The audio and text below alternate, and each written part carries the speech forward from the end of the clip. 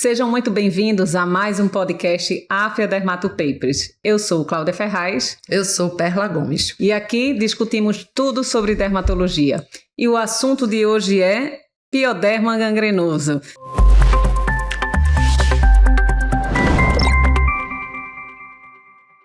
É uma condição clínica que muitos colegas médicos e dermatologistas têm receio de diagnosticar e muitas vezes de conduzir, porque se trata de uma doença que é muito impactante, muitas vezes traduzida pela presença de grandes úlceras, que são muitas vezes refratárias a tratamento e até a gente chegar ao diagnóstico, às vezes é luta, né, Perla? Exatamente. Então a gente já precisa lembrar para vocês que o pioderma gangrenoso é uma doença neutrofílica e isso é muito importante da gente entender porque a gente já presume o que vai encontrar na investigação anatomopatológica e também pensando nas intervenções terapêuticas. Então, não sabemos ainda a etiologia correta, a etiologia específica do pioderma, mas muitas vezes é causa de confusão diagnóstica na nossa prática médica.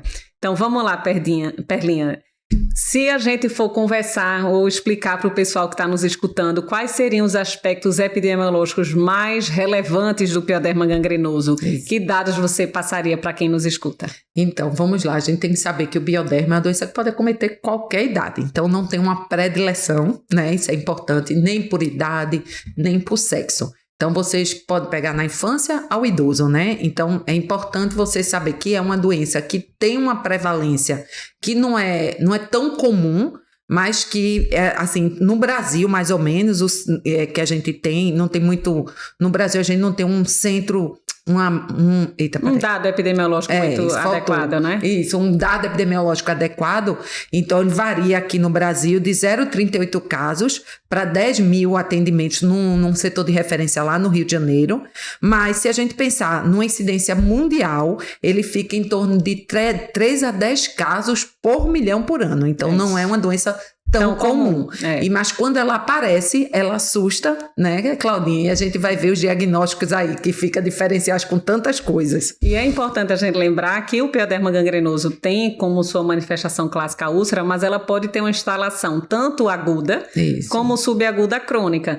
Então, muita gente pensa que o tempo vai favorecer o diagnóstico, e isso não é obrigatório. Você pode pegar uma pessoa de meia idade, 40 anos, e ter uma úlcera de poucos dias e ser pioderma, e ter uma úlcera indolente que você tentou um monte de medicação antibiótica e não respondeu, e também ser pioderma. Exatamente. Então, é bem importante isso, porque, primeiro recado para vocês que nos escutam, é que pioderma gangrenoso é um diagnóstico de exclusão. Por que isso? Às vezes a gente vê associação com outras condições médicas, mas em 25% a 50% dos casos ela vem de forma isolada e a gente considera como uma doença idiopática. Exatamente. Claro, vocês já devem ter escutado aí que pode estar associado com doença inflamatória intestinal, condição linfoproliferativa, algumas colagenoses, mas o fato de você não encontrar uma comorbidade não exclui o diagnóstico de pioderma. Tá? Exatamente. Né, Perla? Exatamente. Mas pensando na patogenia do pioderma gangrenoso, quais os mecanismos mais importantes para a gente destacar aqui? Claro que a gente não vai, do ponto de vista molecular, traduzir tudo, mas existem alguns elementos que a gente precisa destacar para quem nos escuta, né, Perla? Exatamente. Então, a gente vai saber que vai estar um processo inflamatório bem exacerbado, né, Claudinha? Onde a gente vai ter uma desregulação aí entre uma ativação de linfócitos TH1 e do nível TH17, isso vai levar à produção de interleucinas. São várias interleucinas que estão relacionadas. A gente vai caracterizar que é a interleucina 1 principalmente, mas anti-TNF-alfa, interleucina 23, várias interleucinas vão ser abordadas e vai chamar um processo inflamatório ali, predominantemente do tipo neutrofílico. E é isso que vai caracterizar a patogênese da pioderma gangrenoso. E é bem importante a gente já lembrar que na evolução muita gente não sabe qual seria o sítio-alvo desse infiltrado neutrofílico e a maioria dos estudos já aponta que a unidade folicular é o alvo principal dessa reação inflamatória intensa. Tanto que a reação inflamatória é tão importante que é o que a gente vê na densidade, na investigação anatomopatológica. Muitas vezes o grau de inflamação neutrofílica é tão importante que você também traduz o envolvimento do vaso como uma vasculite leucocitoclástica. E muitas vezes na periferia você vê o acometimento primário de unidade folicular. Então não é fácil dar diagnóstico. Imagina que em condições infecciosas a gente vai ter neutrófilo também, pústula clinicamente neutrófilo, e nem sempre a gente vai ver o micro-organismo envolvido. Exatamente. Então a gente tem que ter uma correlação clínico-patológica e muitas vezes a exclusão microbiológica para você fechar diagnóstico. Então a gente vê que há uma desregulação imune num paciente também geneticamente predisposto. Sem então, dúvida. tem a parte genética aí, não é todo mundo que vai ter pioderma. Então, tem aquele fator genético associado a algum estímulo que levou a uma desregulação autoimune e que levou naquela unidade folicular o processo inflamatório neutrofílico com a formação da úlcera, que é a principal manifestação clínica. Mas a gente vai ver que existem outras manifestações. E como você falou, Perla, existe um estímulo teórico inicial de linfócito e das inúmeras interleucinas envolvidas, a gente destaca a IL-1,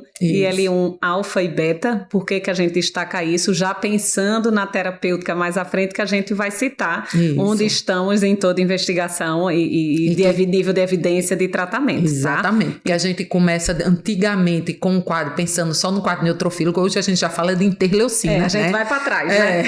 Vai para trás. Quem chamou o neutrófilo, né? Então a gente precisa desse raciocínio para ter uma atualização terapêutica da forma mais adequada. Mas vamos lembrar daqueles casos de pioderma gangrenoso associado a condições sistêmicas, Perla. Exatamente. A gente sempre fica com a pulga atrás da orelha quando atende um paciente com pioderma, a gente já diz o que é que tem por trás, o que é que a gente precisa lembrar ou eventualmente investigar que esse paciente tenha. Exatamente. Então vamos lá. Como a Claudinha já tinha falado, 20% a 50% é idiopático. A gente vai investigar e não vai encontrar nada.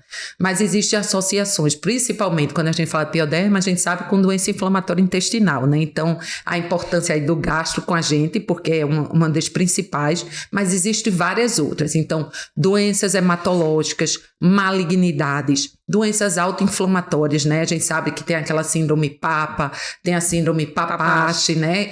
Que, se vocês lembram, mnemônica é a associação, por exemplo, a PAPA, tá? O pioderma associado à acne, associada a uma artrite piogênica, né? Então, tem essas doenças autoinflamatórias, tem relacionado à medicação. Então, na literatura, existem medicações como fatores estimuladores de granulócitos, tem imunobiológicos, que pode ser o tratamento também levando ao quadro forma paradoxal, né? Paradoxal. E aí, dentro desse imunobiológico, o anti-TNF, e aí ele fala do rituximab hoje, ele fala até o rituximab como uma droga dos dentre os imunobiológicos, uma que vem apresentando mais quadro com pioderma. A gente também tem associação com a cocaína, né? Sim. O levamisol também é associado ao pioderma. Tem um pioderma relacionado à cirurgia, então não é incomum. Às vezes a gente é chamado, um paciente fez uma mamoplastia, e quando chega tá lá aquela úlcera no mamilo, né? Aquela úlcera nas áreas onde fizeram a incisão. Então o paciente tinha aquela predisposição, fez uma cirurgia e ali foi o ponto para ela abrir esse pioderma gangrenoso. Então existem várias coisas que podem estar associadas. Eu esqueci algum, Claudinha? Não, eu acho que é nessa linha. Então, de forma geral, você, a partir do momento em que define, né, que o paciente tem um pioderma gangrenoso, vai precisar de uma verdadeira anamnese e exame físico para guiar a investigação. Né? A gente não pode chutar, fazer anamnese de drogas, de pré-cirúrgico, né, de outras condições de uso ou abuso de droga ilegal, né, ilícita, e todas essas outras condições associadas. Exatamente. Às vezes a doença hematológica não necessariamente é um linfoma, um mieloma, às vezes é uma gamopatia de significado desconhecido e você nem deu diagnóstico antes de pedir um exame. Então a gente, na verdade, vai conduzir o pioderma e vai, em paralelo, investigar e, eventualmente, dividir responsabilidade. Exatamente. Teve sintoma intestinal, endoscopia ou coluna alterada, opa, chama o colega gastro aqui para vir junto, ou hemato para vir junto, porque em algumas situações o controle dessa condição de base pode contribuir também com o controle do pioderma gangrenoso. E lembrar de droga é sempre um nó, né, amiga? Isso. Então, às vezes, a medicação que trata por efeito paradoxal pode gerar aquela própria doença. Então, do mesmo jeito que pioderma pode ser tratado, a gente vai ver mais na frente com a TNF, existem relatos de anti-NF gerar, assim como na psoríase. A gente tem eventos paradoxais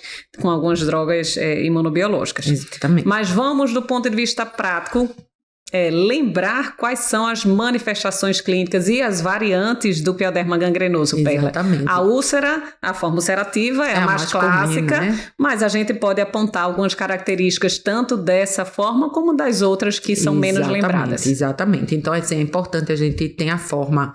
Existem várias formas clínicas, como Claudinha falou, a ulcerativa é a principal, mas a gente pode ter a forma que a gente chama bolhosa, existe a forma pustulosa, existe a forma vegetativa, existe a forma que acontece ao redor de uma ostomia, que são as formas periostomal, né? Isso. Então, assim, existe várias dessas, e tem a cirúrgica, né? Que é pós-cirurgias. Então, são várias as variantes clínicas. E a gente vai comentar um pouquinho, eu trouxe até umas fotos né? Para a Claudinha aqui, para mostrar, nas fotos a gente mostra a evolução, que é importante, de como abrir um quadro. Ulcerativo, que é o quadro clássico, né? Então, normalmente a gente começa com uma pápula, um nódulo ou uma pústula, como a gente vê aí no primeiro quadro.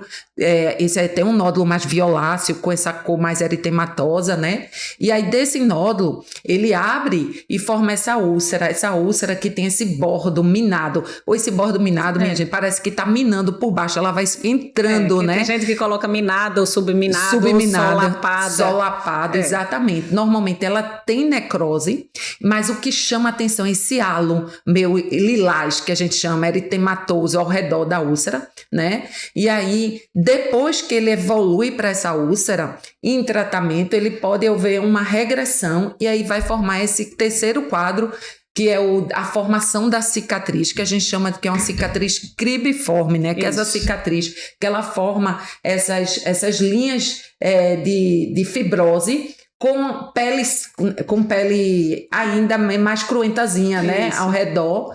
Exatamente, como Claudinha está mostrando aí, formando esse quadro meio...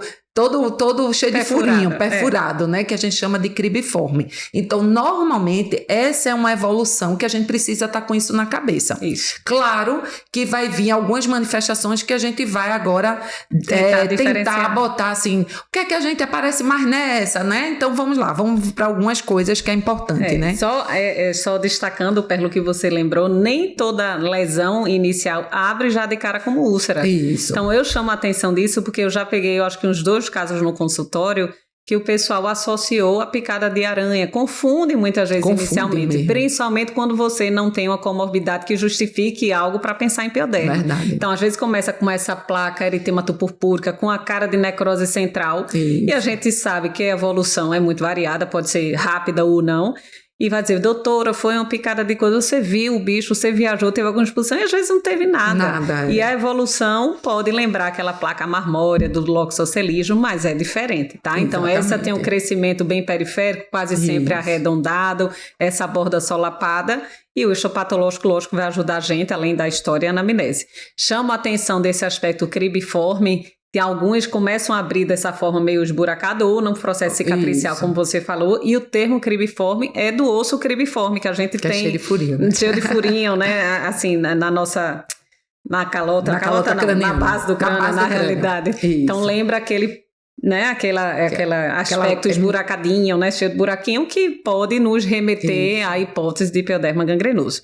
Mas vamos lá, então, lembrar das outras formas. A ulcerativa é a clássica que a gente falou, só para lembrar que a ulcerativa também predomina em membros inferiores. Exatamente. Então, classicamente, úlcera isolada ou não, em membro inferior, que não responde com antibiótico e que muitas vezes tem esse crescimento, essa evolução com borda solapada purpúrica destacada, tem que pensar em pioderma, né? Isso. Mas... Só lembrando assim que a gente, quando realmente pega um quadro desse, aí você pode dizer, mas Perla, isso aí pode lembrar uma PAN cutânea, pode. A gente vai ver que os diagnósticos diferenciais vão existir, são inúmeros.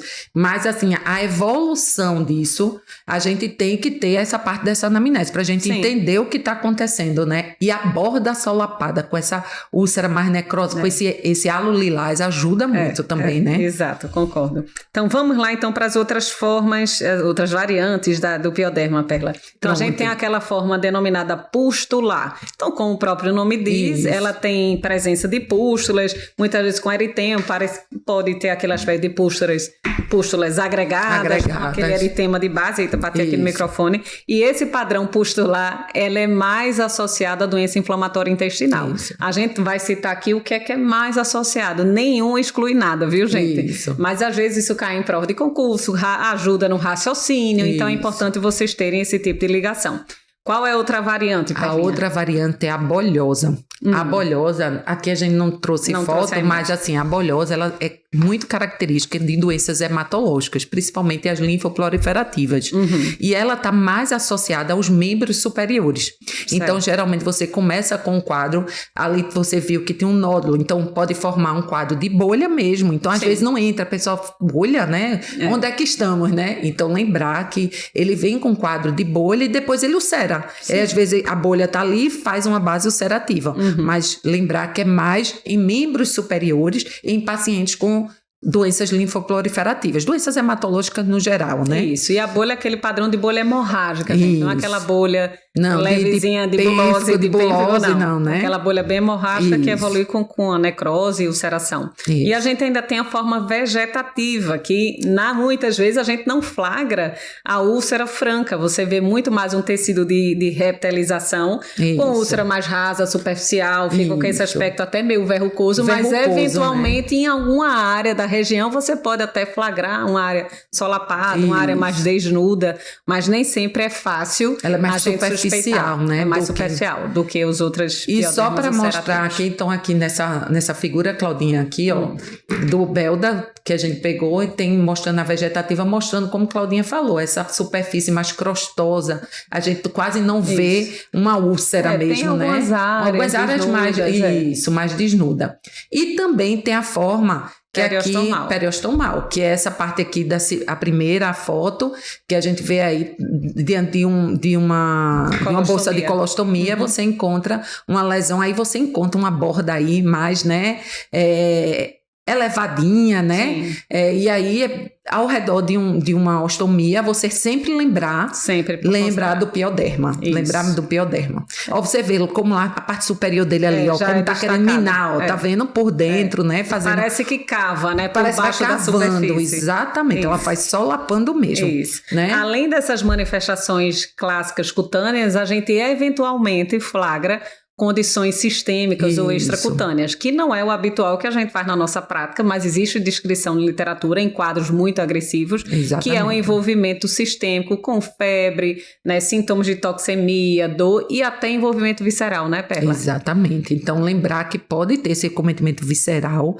e esse acometimento visceral pode vir de várias formas. Lembre que o processo inflamatório neutrofílico está ali, então pode vir desde uma pneumonite, um abscesso que possa formar no caso do pulmão e de outros órgãos também. Então, às vezes, é necessário estar como um clínico vendo o paciente como um todo, porque do mesmo jeito que está na pele, pode estar em algum órgão lá dentro, né? Exatamente. Então, a gente já conversou até aqui, até esse momento, sobre a epidemiologia do pioderma gangrenoso, possíveis mecanismos fisiopatogênicos, manifestações clínicas. Se você está gostando desse bate-papo, quer continuar acompanhando esse debate, continuem seguindo a gente em todas as redes sociais e acompanhem os nossos cursos.